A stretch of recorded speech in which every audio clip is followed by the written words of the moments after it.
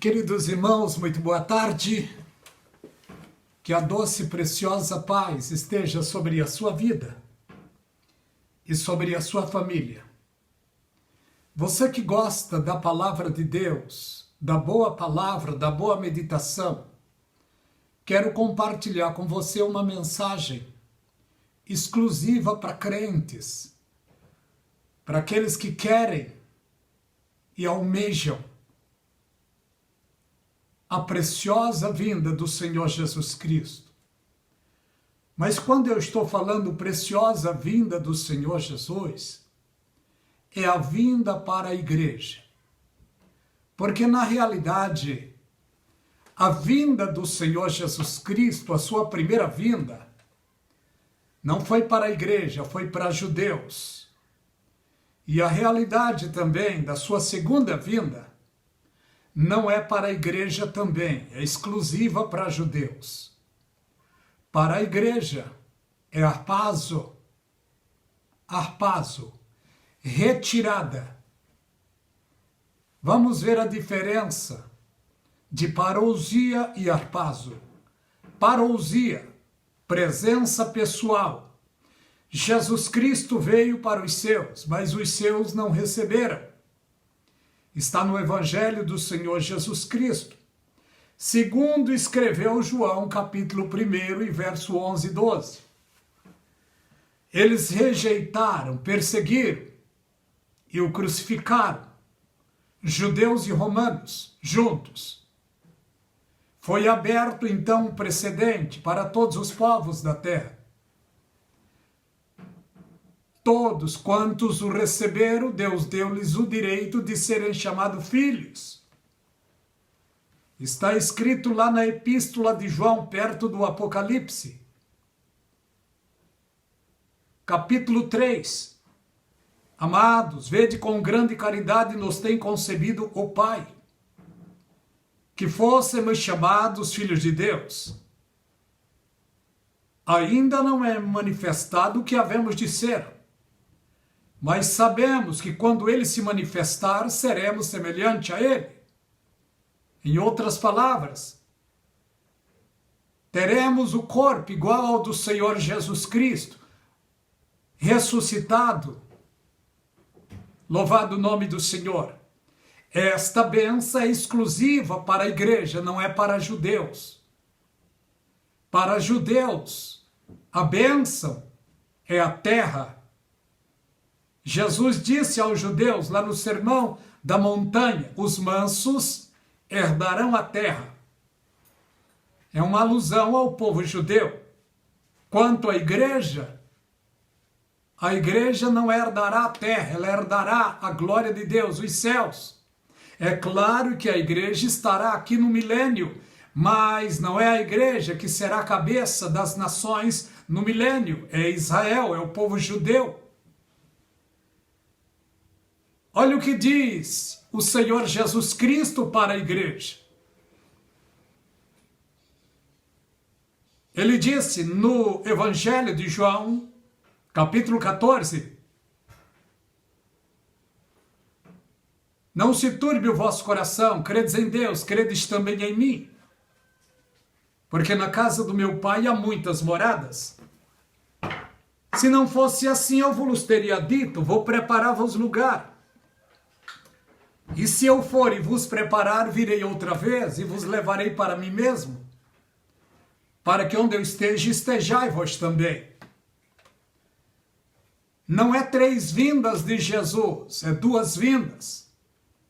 E as 2 vindas de Jesus Cristo é exclusivamente para judeus. A primeira vinda, ele veio para o povo seu, o povo judeu. Ele nasceu lá.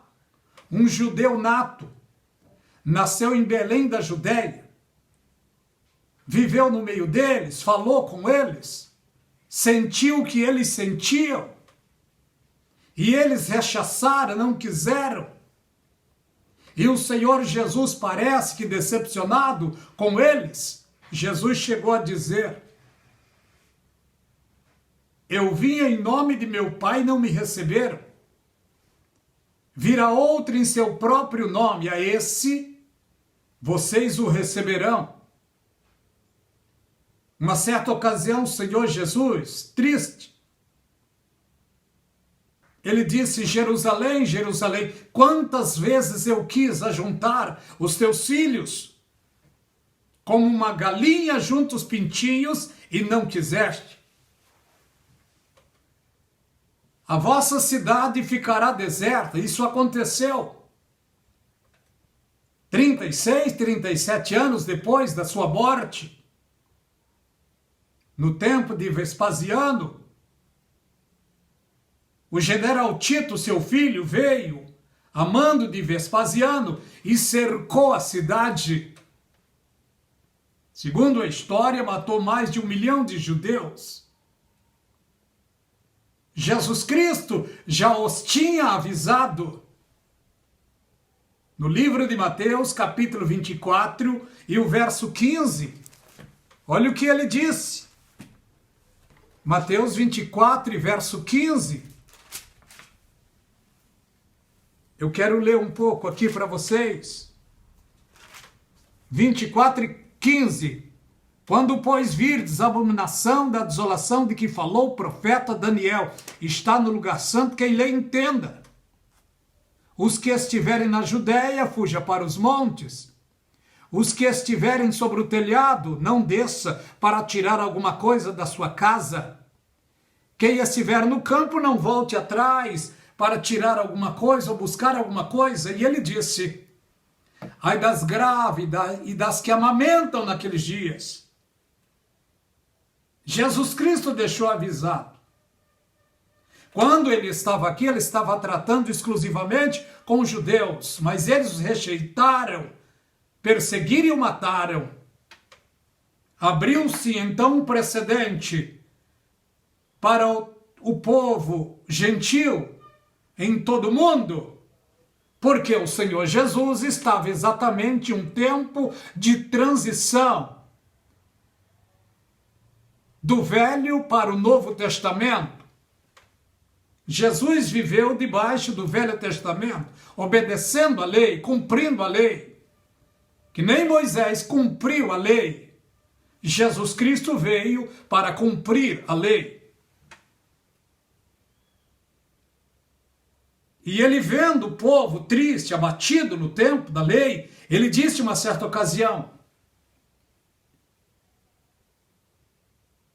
vinde a mim todos que estáis cansados e sobrecarregados, e eu vos aliviarei. Porque a lei oprimia. A lei era um peso para eles. E Jesus Cristo, então, veio trazer a graça. É claro que no tempo que ele estava aqui junto aos judeus, ele estava cuidando e pregando o evangelho do reino, não o evangelho da graça. Tanto que ele disse: este evangelho do reino será pregado em todo o mundo, a toda criatura, então verá o fim. O evangelho da graça seria pregado pelos seus apóstolos, e especialmente pelo apóstolo Paulo e pela igreja, porque Jesus abriria um novo precedente, um novo tempo, o tempo da graça. O Senhor Jesus Cristo morreu. Ao terceiro dia ele ressuscitou. A sua ressurreição é como uma chave que abriu a porta da graça, um tempo da graça, que seria o tempo da igreja. Para a igreja é harpazo, arrebatamento. Jesus Cristo não virá até este mundo. Não. Ele sairá dos céus, e o Espírito Santo vai levar a igreja ao seu encontro. Porque é harpazo. Não é Jesus que vem, é a igreja que vai. Quando a Bíblia diz que Jesus vem para a sua igreja, ele vem até os ares, não é até o mundo. Por isso não é parousia para a igreja é harpazo. Parousia é para judeus e para o mundo todo. Em sua primeira parousia ele foi rejeitado. Ele viveu aqui 33 anos e meio. E ele foi rejeitado e morto. No final do tempo da graça, sua igreja será arrebatada. No momento em que ele ressuscitou, ele abriu a porta da graça. No momento do arrebatamento, ele está fechando a porta da graça. Um tempo de graça que ele trouxe há 2000 anos atrás e estabeleceu, não no Velho Testamento, mas no Novo Testamento. Nós estamos no fim deste tempo. A igreja está prestes a ser levada. A igreja era um mistério escondido na Bíblia. É claro que ela está codificada nos livros do Velho Testamento, em especial em Gênesis 24, o encontro de Isaac com Rebeca. Abraão ali é um tipo de Deus. Isaac é um tipo de Cristo. Eliezer, que foi buscar a moça, era um tipo do Espírito Santo. A moça, Rebeca, é um tipo da igreja. Os 9 moços que foram com Eliezer, em cada camelo tinha preciosidade para a moça. E a moça, assim que ela disse, respondendo o que a mãe disse, irás tu? Não me lembro se foi a mãe, ou o pai, ou o irmão, mas alguém disse para ela, irás tu com esse moço? E ela disse, irei. Naquele exato momento, Eliezer deu ordem aos seus moços, e eles tiraram riquezas dos camelos e deram para Rebeca. Esta riqueza é um tipo dos dons do Espírito Santo que a igreja tem. 9 dons. A igreja já estava codificada no Velho Testamento. Os apóstolos não sabiam muito disso. Os profetas não falaram muito disso. Muito menos os reis, os juízes, não falaram da igreja. A igreja seria um mistério a ser revelado para um apóstolo. E esse apóstolo não andou pessoalmente com Jesus. Olha o mistério. Ela foi revelada ao apóstolo Paulo. 1 de Coríntios, capítulo 15, verso 50. Eis que vos digo um mistério. Nem todos dormiremos, mas todos seremos transformados num abrir e fechar de olhos. Eu quero ler para vocês. E agora digo isto, irmãos, carne e sangue não podem herdar o reino de Deus, nem a corrupção herda a incorrupção. Eis aqui, vos digo um mistério, na verdade, nem todos dormiremos, mas todos seremos transformados. Esse todo que ele diz é a igreja. Todos aqueles que um dia pela fé aceitaram a Jesus Cristo iriam fazer parte da igreja. Para fazer parte da igreja de Jesus, precisa crer na pregação. Precisa aceitar a Jesus Cristo. Assim o nome é escrito nos céus, no livro da vida. Os judeus que aceitam a Jesus passam a ser igreja, judeus messiânicos. Os gentios que ouvem a palavra de Deus e aceitam a Jesus Cristo passam a ser igreja. Hoje no mundo existem 3 povos. Os judeus. A primeira parousia foi para eles e a segunda parousia é para eles também. O outro povo é os gentios. Todos os gentios, todas as nações da terra que não são judeus, são gentios. E quando pela fé aceitam a Jesus Cristo, passam a fazer parte de outro povo, que é o povo de Deus, a igreja. E quem será arrebatado? Quando eu estou falando igreja, não estou falando do meu e do teu ministério, da minha ou da sua igreja onde congrego, não. Será arrebatado todos aqueles que um dia aceitaram a Jesus Cristo, independente de placa, de denominação.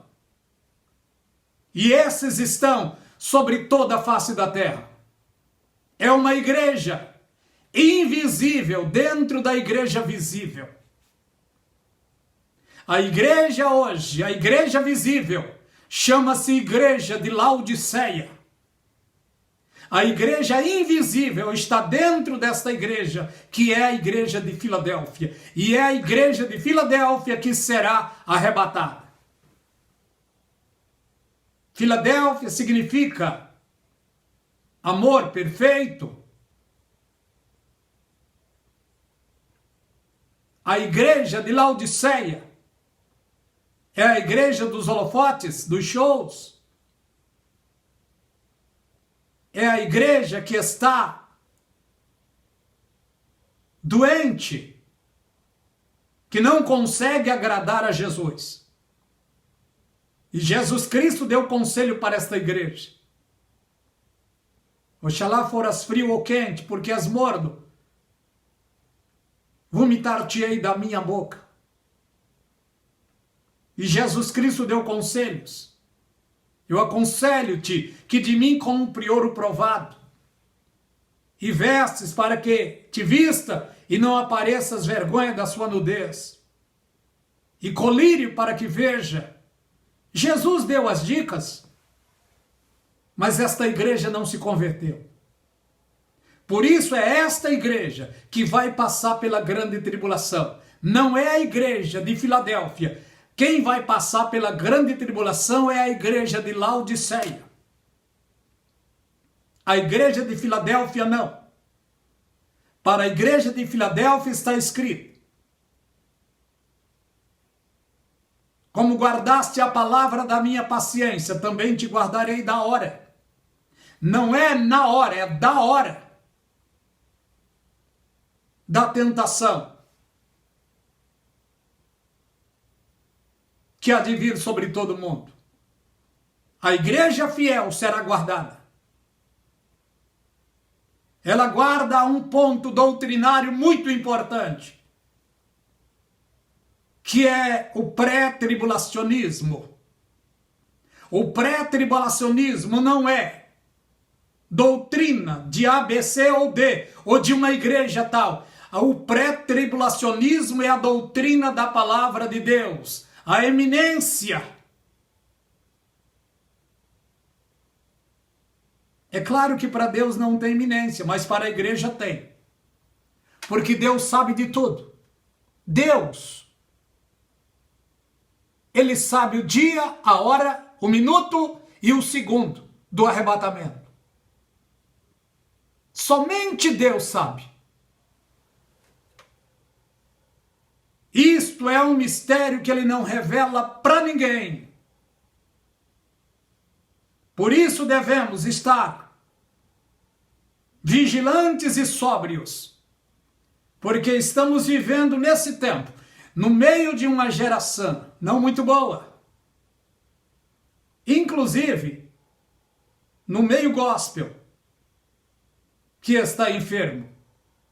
Nem tudo que reluz é ouro. Nosso dever é pedir a Deus o dom do discernimento e procurar nos manter independente do mundo que nos cerca, mas sóbrio diante de Deus. Graça e paz da parte de Deus seja sobre você e sobre toda a sua família. Que Deus vos abençoe grandemente.